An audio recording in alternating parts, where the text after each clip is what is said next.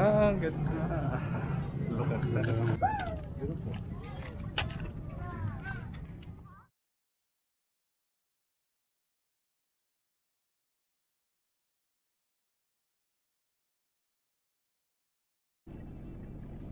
Where are we going? We're going to Coron, Palawan finally. Oh my god. And when's the last time was there? 2018? This is my first time. So we'll find out if it's something's changed. Siguro mas maganda ngayon. It's never been open for tourists for a year and a half.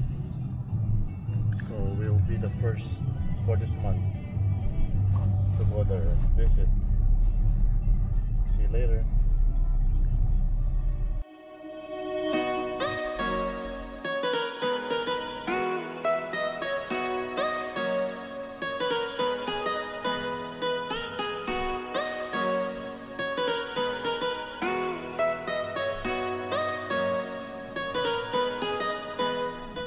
So we're here at Terminal 3 already, ready for security checks. Finally, wala nang face shield.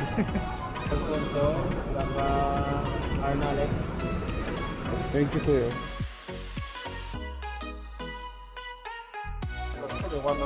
Kaya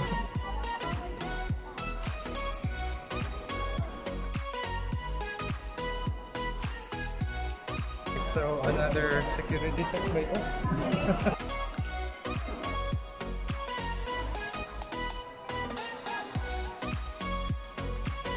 Right, so we just passed through the Boarding gate. I mean, second security check. twice. Twice. We are going to the gate all the way. We're lucky kasi first day nang walang face shield. Yes, we were lucky. No more face shield. No more face shield.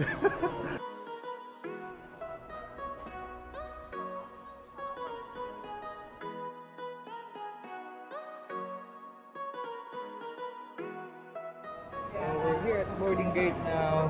It's kind of busy here. Medyo marami na rin pasahero. Yay! Well, sobrang excited ko.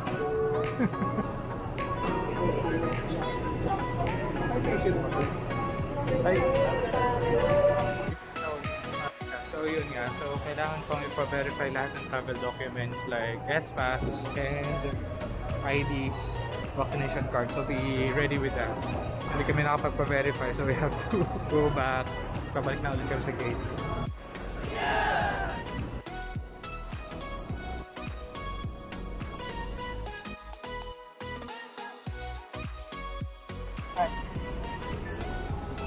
Small planes going to the island. Pretty cool. Look at that. Hi! Hi! Welcome to Sangha. Pick up your serve up. Okay, thank you.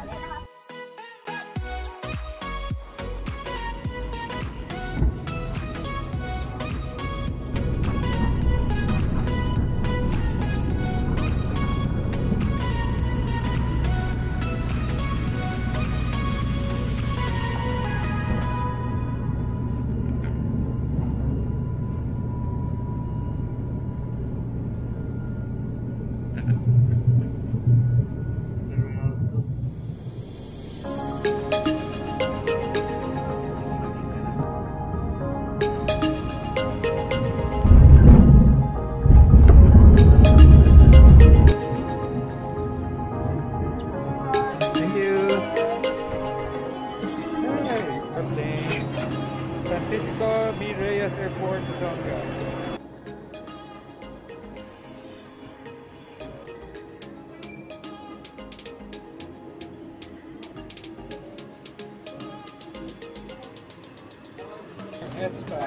So you have to pay 200 pesos here for environmental tourism development fee. Now we're gonna go get shuttle. Blue Wave. Blue Wave.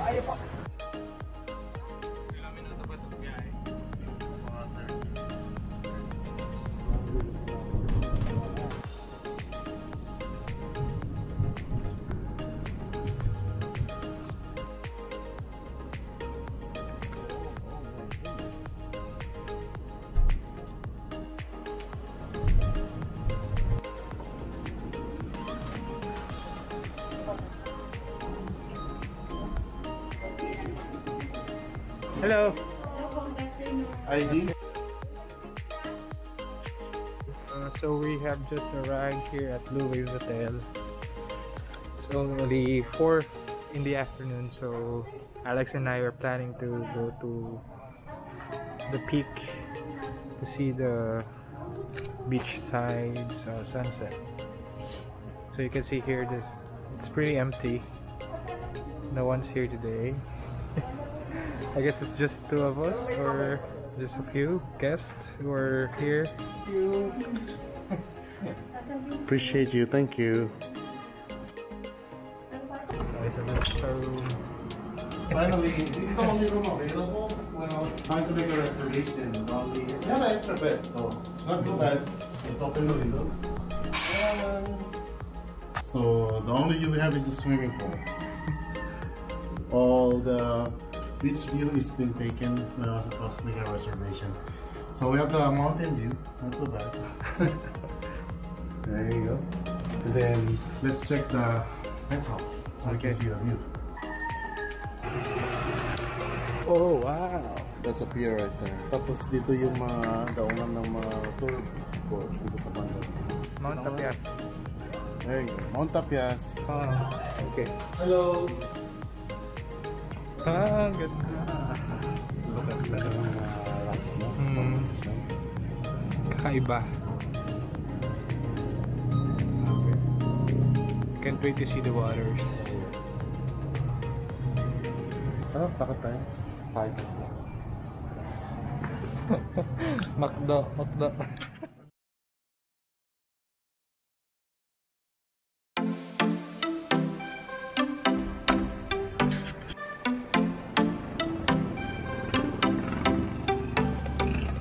So we're walking on the streets of Coron. So this is a chapel.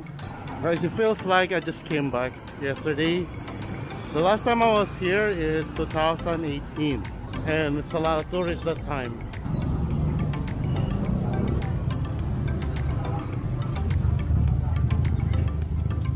So it looks like the town is back to its life. This is like the 5th day that they're letting tourists in.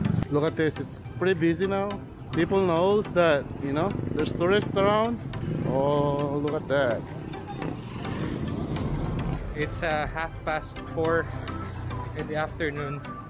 It used to be busy. This place used to be busy. Like traffic and a lot of people walking. They have a lot of this cute tricycles.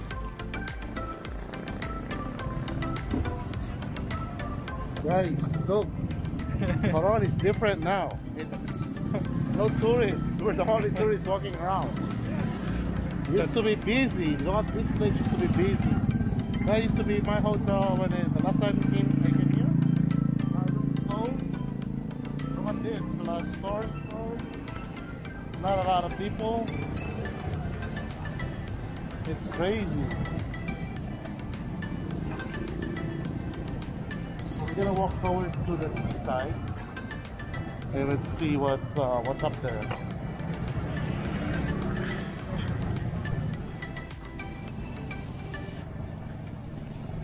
Okay, we found a pancetta.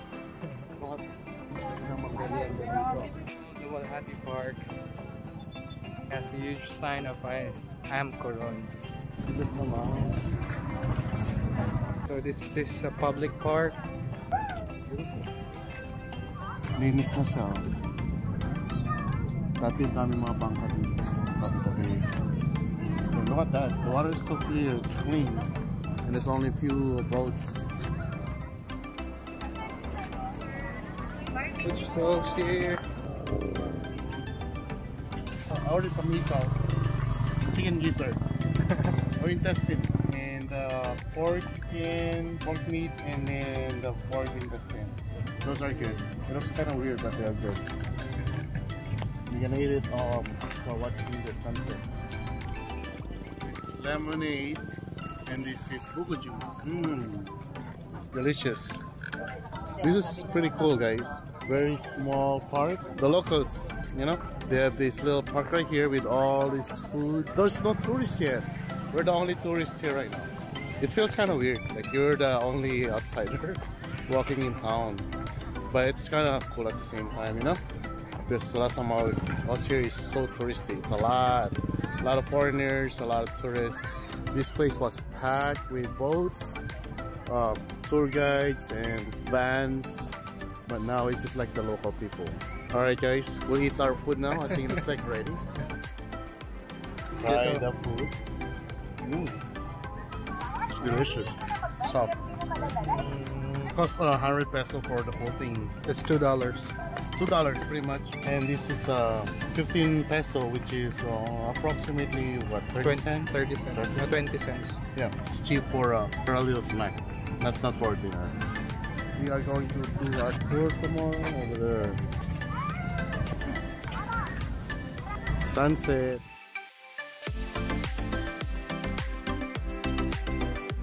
Wala pang mga tourists guys. It used to be like people walking here. Like look at this. Souvenir shop, potato fries, shawarma. Yan, mga open pa lang. Small businesses, pero parang walang mga restaurant. So we found a restaurant, typical restaurant. They're open. Let's go in. Salad first before the main course. We just finished having our heavy dinner. We're heading back to the hotel and we're gonna take